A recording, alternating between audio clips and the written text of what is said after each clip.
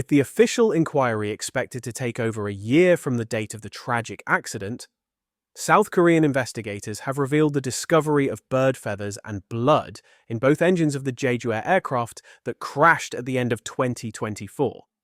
In today's video, we examine these findings and other significant updates in the investigation. According to Reuters, citing sources close to the matter, investigators from the South Korean Aviation and Railway Accident Investigation Board confirmed the presence of bird feathers and blood in both engines of the Boeing 737-800 that crashed at Muang International Airport. Earlier reports suggested that a bird strike initiated the series of events leading to the crash. However, a dual-engine bird strike could better explain why the aircraft failed to execute a go-around, ultimately landing at such a high speed. South Korean officials confirmed that both the cockpit voice recorder, CVR, and flight data recorder, FDR, stopped recording approximately 4 minutes before the crash. The U.S. National Transportation Safety Board, NTSB, further analyzed the devices and corroborated the finding that crucial data from the last minutes of the flight were missing. The primary focus of the investigation is understanding the failure of the Jeju Air 7C black box, which plays a pivotal role in accident analysis. According to South Korean officials, while the CVR and FDR stopped recording just minutes before the crash, this data loss is still under thorough examination. Despite this setback, the investigation will continue, leveraging other sources of information to piece together the events leading to the disaster. Air traffic controllers had warned the pilot of potential bird strikes 2 minutes before the aircraft's distress signal confirmed that a bird strike had occurred. The pilot then attempted an emergency landing, but the aircraft ultimately skidded off the runway, crashing into a concrete structure and igniting into flames. Of the 181 people on board, only 2 survived. Investigations also suggest that Muang Airport's MWX localizer system could have contributed to the severity of the crash. The system, designed to guide aircraft during landings, was housed in a concrete structure that was covered with dirt and situated on an embankment. Experts have questioned whether the structure should have been built with lighter materials that could have reduced the impact of the crash and potentially saved more lives.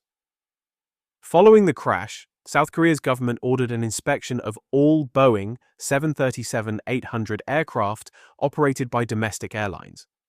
This measure aimed to ensure the safety of similar aircraft and prevent future incidents. Additionally, South Korean officials pledged to improve airport safety measures, particularly focusing on making crucial safety systems more resilient. Notably, the CVR and FDR anomalies were first highlighted when both devices stopped recording 4 minutes before the aircraft collided with a concrete structure at the runway's end. 4 minutes prior to the crash, one pilot reported a bird strike and declared an emergency.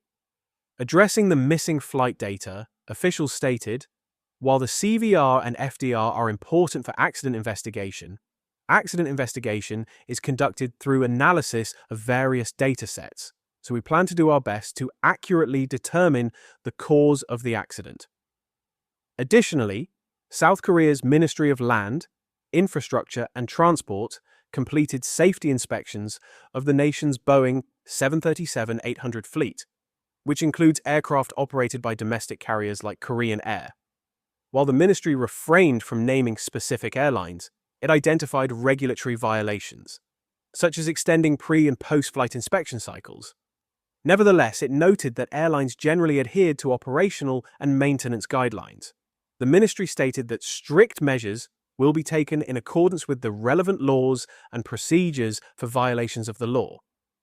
The ministry also evaluated navigational facilities across South Korean airports, concluding they are generally well maintained, but flagged 7 airports and 9 facilities, including Muang International, for necessary improvements.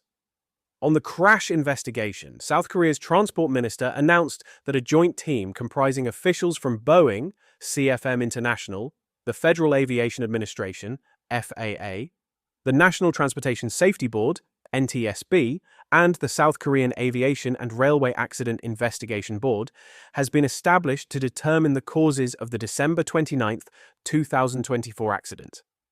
The investigation into the Jeju Air crash highlights critical lessons for both aircraft manufacturers and airport authorities. While the cause of the black box failure remains unclear, the incident underscores the importance of continuous safety improvements in aviation. South Korean officials are committed to uncovering the full scope of the accident and ensuring that such tragedies do not occur again. What are your thoughts on these findings? Share your opinions in the comments below. Stay tuned with us for updates and follow us on social media for the latest developments.